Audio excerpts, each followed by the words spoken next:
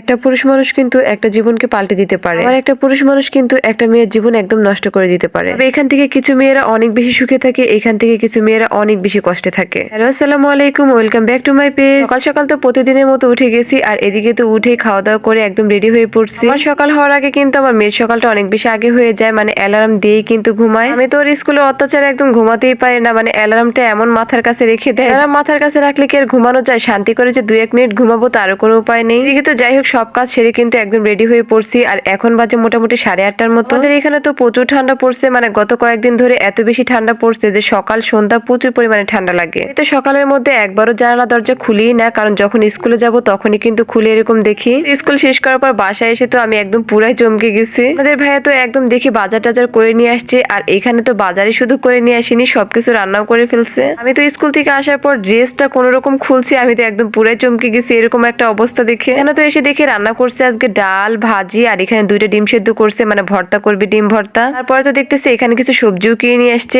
আর এখানে কিন্তু মুরগি কিনে নিয়ে এসে আর কাটতেই পারেনি। নিয়ে আসার পর বলতেছে যে রান্না করা অনেক বেশি কষ্ট, আজকে আমার অনেক বেশি কষ্ট হয়ে গেছে। আমি তো এত সব কাজ দেখে একদম পুরো অবাক হয়ে গেছে, আমি কি বলবো আমি সেটাই ভাষা খুঁজে পাচ্ছিলাম না। তবে আমি কিন্তু একবারের জন্য জানতাম না এত কিছু আয়োজন চলতেছে, এত কিছু রান্নাও হয়ে গেছে।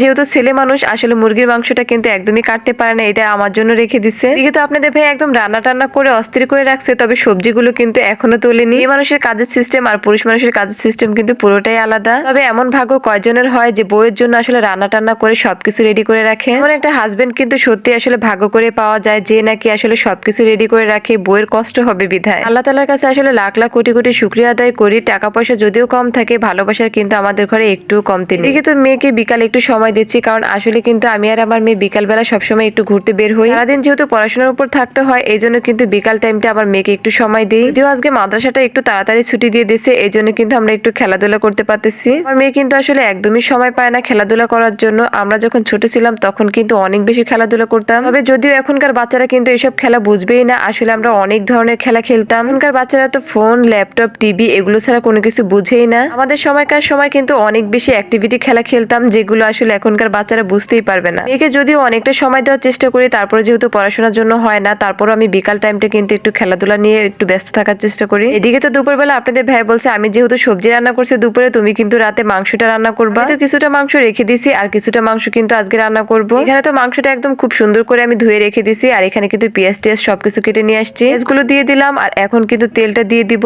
আমার কাছে কিন্তু এই কড়াই রান্নার থেকে কিন্তু আমার যে একটা কালো কড়াই আছে, কড়াইটাতে কিন্তু আসলে রান্না করতে আমার অনেক বেশি ভালো লাগে। তারপরেও কিন্তু অনেক বেশি যেহেতু তেল তেলা, এই জন্য কিন্তু রান্না করতে বেশি ভালো লাগে। আমার এই কালো কড়াইটা পছন্দের কারণ কিন্তু আসলে গৃহিণী আপুরাই বুঝতে পারবেন যে আসলে যে কড়াইটাতে অনেক বেশি রান্না হয়, সেই কড়াইটাকে দেখতে একটু বাজে লাগলেও সেই কড়াইটাতে কিন্তু রান্না করতে অনেক বেশি ভালো লাগে, কারণ অনেক বেশি তেল তেলা হয়ে যায়। আচ্ছা যাই হোক, এদিকে তো আমার পেঁয়াজটা অনেকটাই ভাজা হয়ে গেছে, এখন আমি সব মশলাগুলো কিন্তু অ্যাড করে দিচ্ছি। এদিকে তো রান্না করতে করতে দেখি আমার আদা বাটা একদমই শেষ হয়ে গেছে, পরে ভাবলাম এটা ধুয়েই দিয়ে দিই, তারপর হচ্ছে কালকে মশলা করতে হবে। এদিকে তো গরম মশলা সবকিছু আমি অ্যাড করে দিয়েছি, এখন কিন্তু হালকা করে একটু নেড়ে পানি দিয়ে কিন্তু এটা ভালোভাবে কষিয়ে নিব। মশলাটা যত কষানো হবে গোশটা কিন্তু খেতে তত বেশি ভালো লাগবে, আর তেলটা উপরে উঠে গেলেই কিন্তু তারপর আমি মাংসটা দিয়ে দিব। আমার মেয়ে তো মাংস রান্না যদি দেখতে পায় তাহলে কিন্তু ঘুরে ঘুরেই খাবে, মানে এটা ভাত দিয়ে খেতে হয় না, ও একা একা এমনিতেই নিতে থাকে। মাংসটা যেহেতু অনেক বেশি পছন্দ, এই জন্য কিন্তু মাংসটা রান্না যখন দেখে তখনই বলে মাম্মা আজকের খাবারটা কিন্তু অনেক বেশি মজার হবে। যেহেতু মশলা কষানো হয়ে গেছে, আমি এখন মাংসগুলো দিয়ে দিব, আর এটা কিন্তু ভালোভাবে কষিয়ে নিব। শীতের সময় কিন্তু গরম গরম ভাতের সাথে গরম গরম তরকারি রান্না যেটাই হোক না কেন সেটাই কিন্তু খেতে অনেক বেশি মজা লাগে। আমাদের এই শীতের সময় কিন্তু আসলে 3 বেলায় গরম হলে খুবই ভালো হয়, মানে 3 বেলায় গরমই হয়, তারপরে 2-1 সময় যখন পারি না তখন দেখা গেছে যে 2-1 বেলা ঠান্ডা হয়। তাছাড়া কিন্তু এই শীতের সিজনে 3টে বেলায় অনেক বেশি কষ্ট হয়ে যায়। রান্না করতে যদিও একটু কষ্ট হয়, খেতে কিন্তু একদমই কষ্ট হয় না, কারণ শীতের সিজনে কিন্তু গরম গরম খাবার অনেক বেশি ভালো লাগে। তো মাংস রান্না করব আর আলু দিব না সেটা তো হতেই পারে না, আলু যেহেতু আমার অনেক বেশি পছন্দ এই জন্য কিন্তু 2টা আলু দিয়ে দিব। আমার তো একদিকে রান্না চলতেছে, আর একদিকে কিন্তু আমি ঘরে রাইস কুকারে ভাতটাও বসিয়ে দিয়ে আসছি। এদিকে তরকারিটা হতে হতে কিন্তু ওদিকে ভাতটাও হয়ে যাবে। আপনাদের ভাইয়ার কিন্তু আসলে গরম গরম খাবার খেতে অনেক বেশি ভালো লাগে, আর যেহেতু আমাদের ঠান্ডায় একটু প্রবলেম আছে, আমাদের কিন্তু মোটামুটি 12 মাস কালই আসলে গরম খাবারই খেতে হয়। এদিকে তো আপনাদের ভাইয়া বলতেছে শীতের সিজনে কিন্তু একদিনও রাতের বেলা কিন্তু ঠান্ডা ভাত খাওয়া যাবে না, মানে দুপুরে ভাত খাওয়া যাবে না। তবে একটা কথা কি জানেন, আমার যত কষ্টই হোক না কেন আপনাদের ভাইয়া যদি বলে যে আমি এই জিনিসটা খাবো,